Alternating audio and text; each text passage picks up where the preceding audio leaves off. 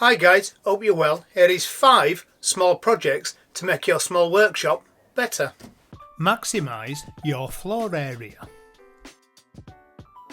Now, you may not have a great deal of floor area, but let's make the most of the floor area we do have. I still have this small area of floor that I don't use. In fact, at the moment it's just covered in hoses, an old DVD player and a couple of years of sawdust.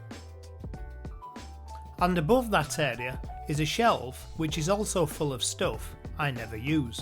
I would like to roll my router table into this corner because I don't use it day in day out, and also I've just parked my new planer cart in its parking space. So let's clear this area and have a fresh look. To help me gain access into this corner, I will remove my mobile dust cart and, whilst I'm at it, empty the tub.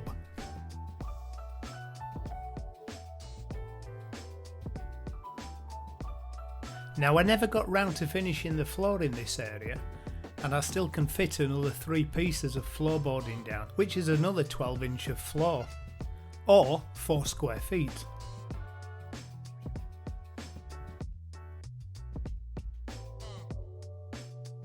The Triton box at the back is just full of family storage. Somehow I still have to fit into the loft the Christmas tree, the Christmas decorations, the camping equipment, etc. The silver stuff you can see here is some space age floor insulation that I was given as samples from a company I used to work for. And now the new floor is down, my router table can roll straight into this far corner. And to stop any squabbles between the planer cart and the router table, the dust extraction cart is there to keep the peace. Sort those annoying things.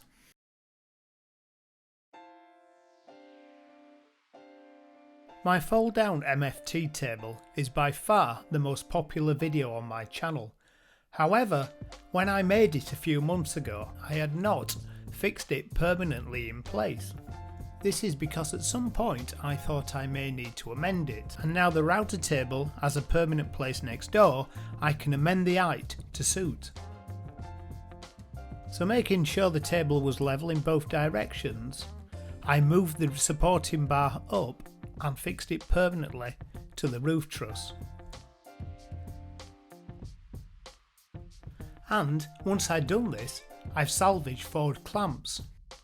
Now, I never really liked the legs I made for this. At the time they seemed okay, but as I've used the table over the last few months, I found they was quite cumbersome when hiring or lowering.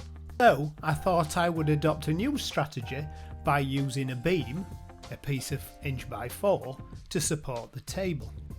Firstly, I clamped this beam to the roof truss, ensuring that the table was level. These supports needed to use the angle of the roof truss and a plumb cut in order to support the beam. Once marked out, a V-cut was cut at the bandsaw.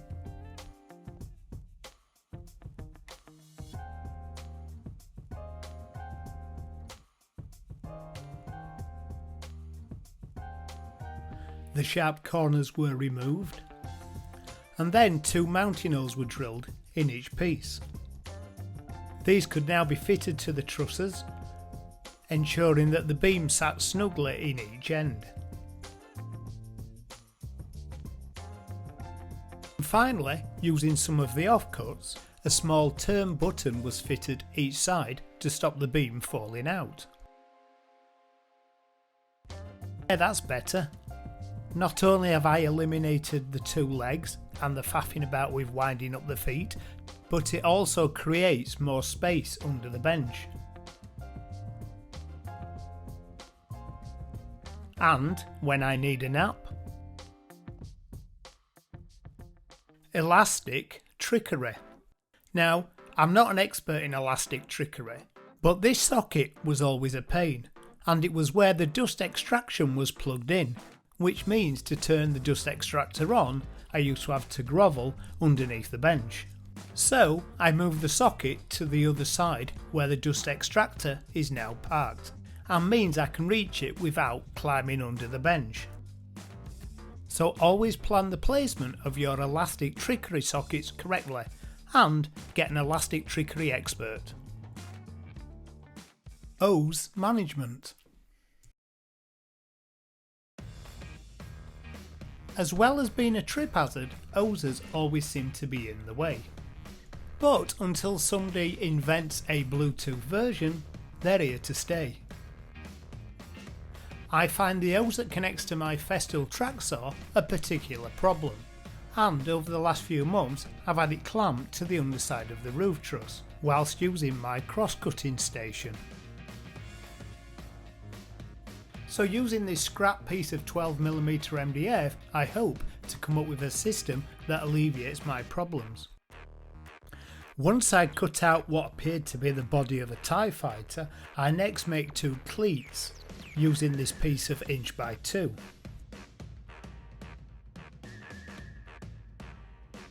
Which is then cut out at the bandsaw.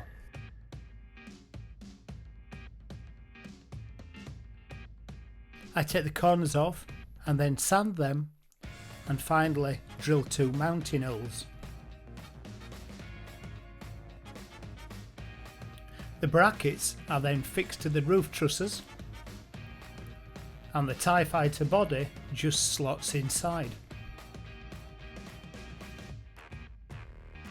Now my dust extraction pipe and cabling can be mounted through this hole.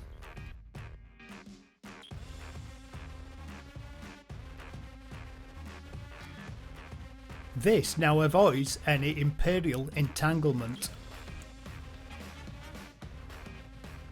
Maximise storage opportunities.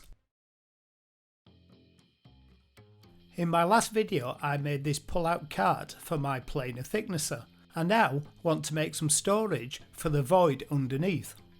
For this project I'm using some offcuts from around the workshop. Not only does it save money, but it also creates some additional space. For the legs of the unit, I'm using some tongue and groove flooring board which I cut in half to create some 1x2s. And then to regulise them, run them through the thickness planer.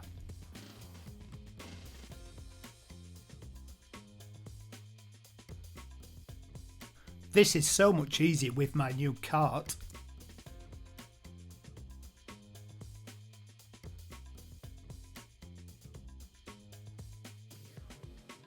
And then the sections are cut to length over at my Festool crosscut station.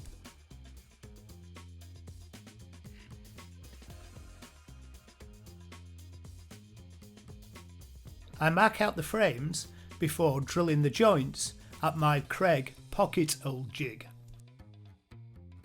The longer lengths are too long to be drilled on the bench, so I have to instead do them on the floor. To assist putting the frames together, I use a clamp.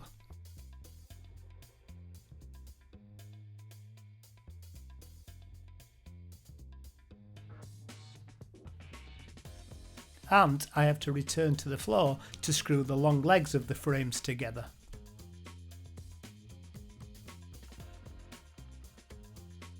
For the shelves, I use one piece of 12mm chipboard and one piece of 12mm MDF that I already had in the workshop.